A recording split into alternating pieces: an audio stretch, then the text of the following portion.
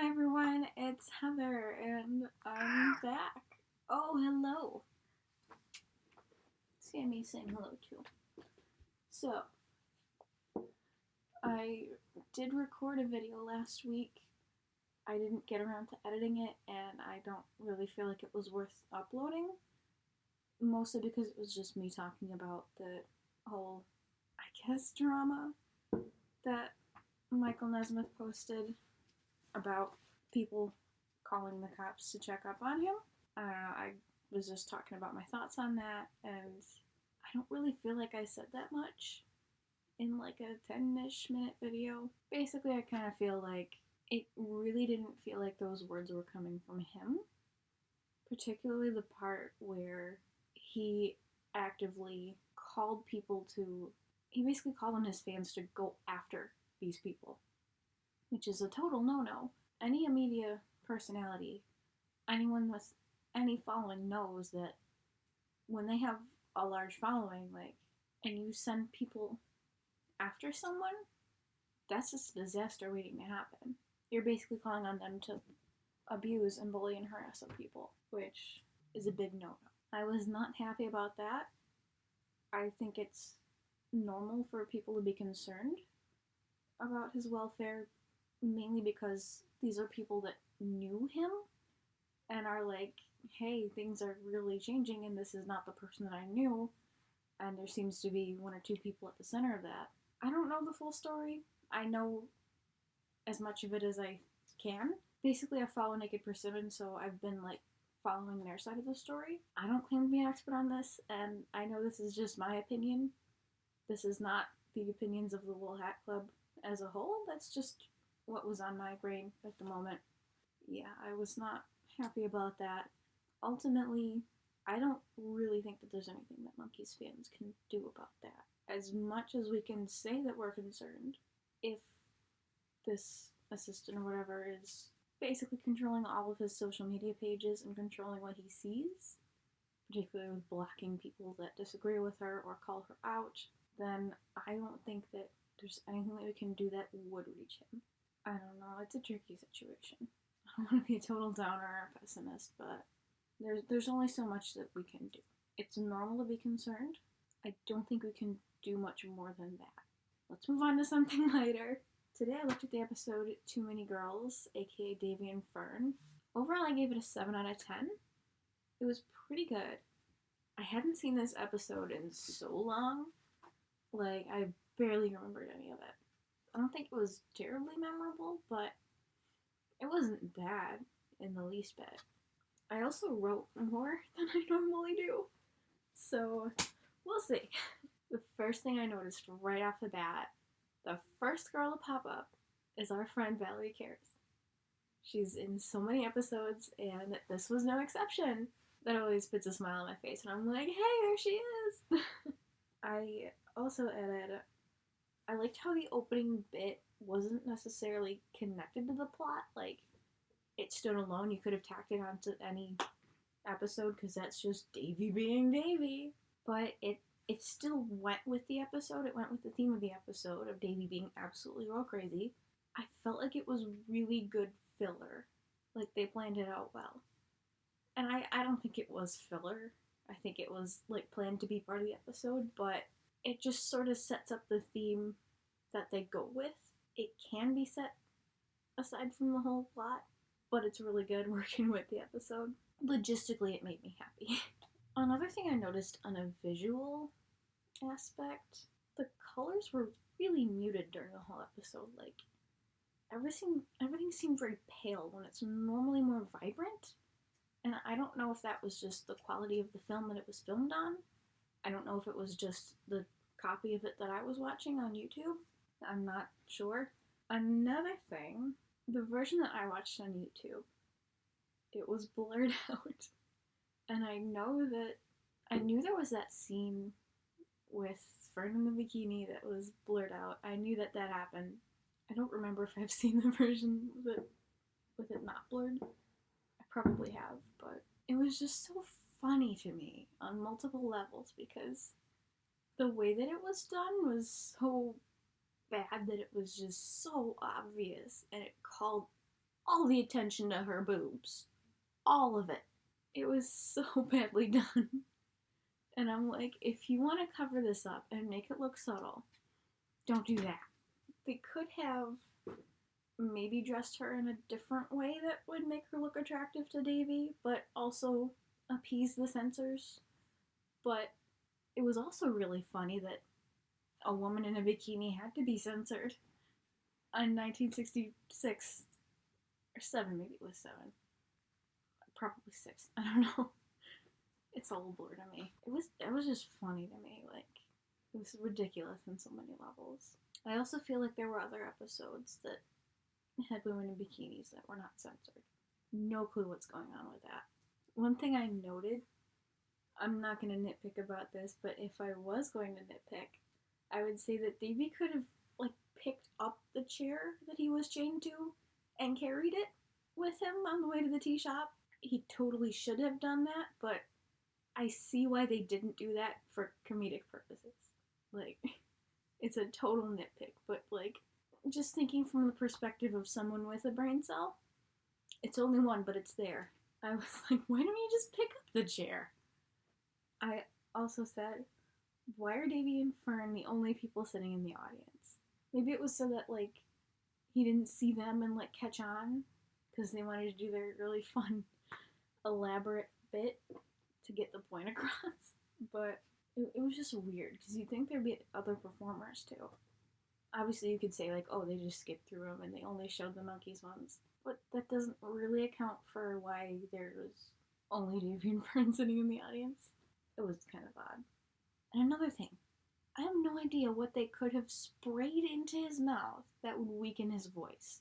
If there's any chemical out there that can do that, that is scary. Like, I have never heard of that before, but it sounds terrifying. Now onto the fun bits. I thought the opening scene with the girls popping up from all over the apartment, it kind of reminded me of how they used to tell stories about how the fans would do literally anything to get close to them. Like, you know, when the girl mailed herself to Davy, or how they would just, like, sneak into hotels. So that was kind of cute and fun to me. How it kind of brought up that association in my brain.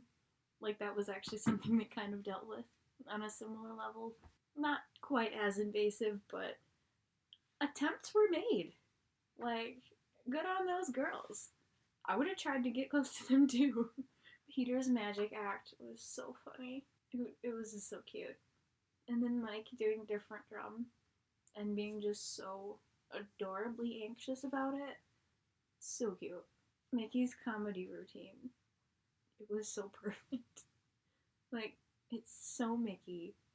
You can just tell that he was loving every minute of it, like having so much fun with it. Just absolutely going bananas. It was great.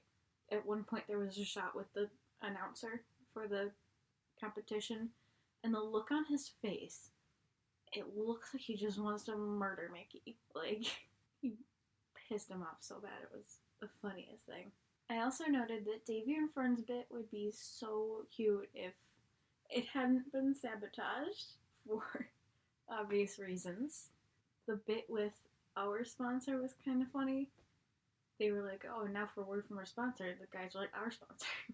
And lastly, I thought the twist at the end was so funny.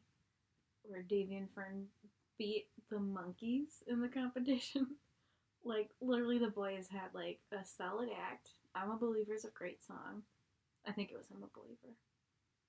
I don't know. My brain is so messed up. It was a cute ending to the episode, so overall, it was quite good. It wasn't one of those episodes that I was like, oh my god, this is amazing, but it was solid. I liked it. Good thoughts all around. Now, on a personal note, just a few things to mention before I wrap up. I didn't quite go through the notifications yet for my last video, but I noticed that one person was like, your room's looking a little messy. And that kind of hit a nerve with me. On the whole, my room is not messy. It's just that the wall that I film against is where I keep all my stuff.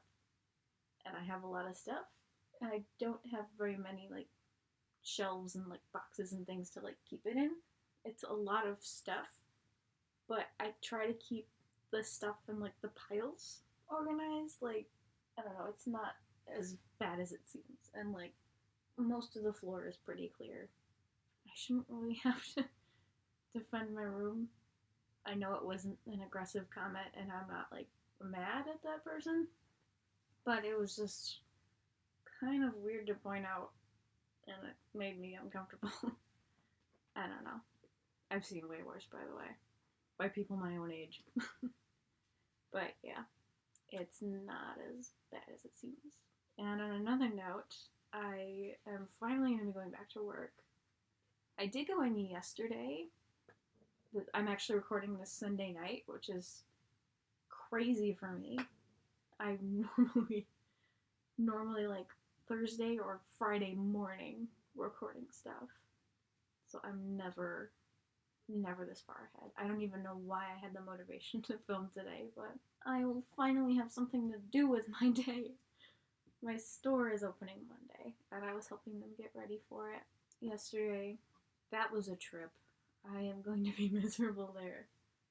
It'll be nice to be back to work, and I like my coworkers, and I don't mind where I work, but I'm really struggling with this whole mask in public thing. I cannot put into words why I hate it so much or how much I hate it. It just feels wrong on every level, and it makes me so uncomfortable.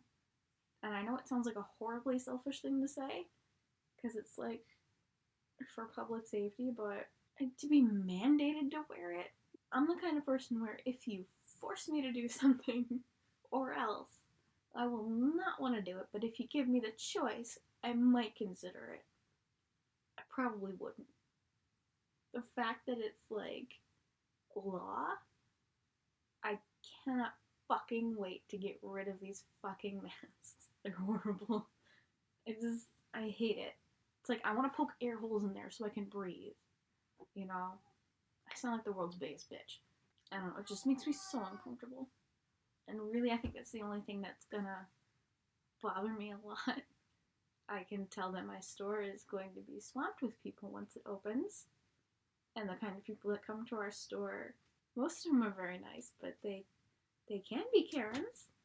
So, anticipating the worst, it's probably going to be like Christmas Eve all over again. It's probably not going to be that bad. Our store is also going to be like crazy strict about cleaning and stuff, so, I mean, they are trying. I think the way they handled it was pretty good. So yeah, I'm going to be a little busier. Genuinely, I have not been feeling motivated to film lately, whereas before this whole nonsense started, I had tried to keep myself strict on like once a week, no exceptions. But now I'm just kind of like, I don't feel like it. I don't know, I'm just a different person. And also behind me on this whiteboard, I'm trying to meet personal goals for my writing.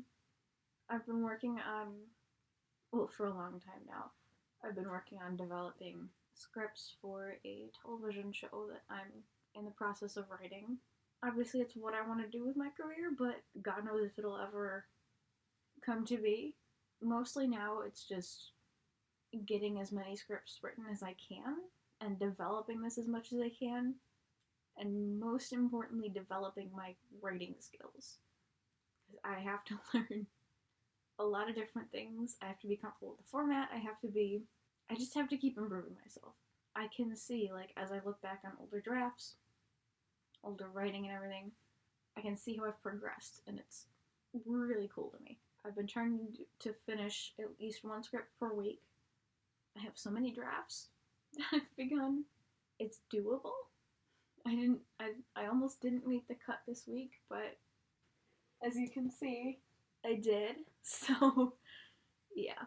So I think that's about all that I had to say, which was kind of a lot. I will see you guys when I decide to post next. Stay safe out there. Hope you're having a better go of it than I am. I'll see you.